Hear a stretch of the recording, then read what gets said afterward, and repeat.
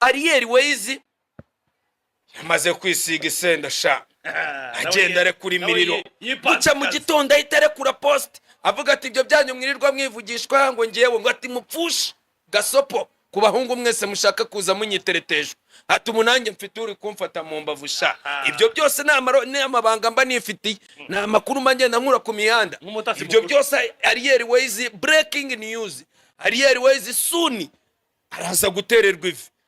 ugira ngo ni umuntu umeze uteye ingagari apana bino pana zino nsore sha zirwa zijya kumutesha umutwe ngo Ariel Ways ngo twe dukubita ngo za hip hop kuri Ariel Ways wamaze kwipanga akazi uri gutereka amakanzu sha amaze kuvuga ati ubuka buturubundi urwego rwanjye nuro nzajya nanjye nereka agapana rukakajinisi mure nanjye sha n'umusore mwana ufite iterambere undi ndaguma neretwa n'aba bana birirwa banesha umutwe nabo kuza nyine baza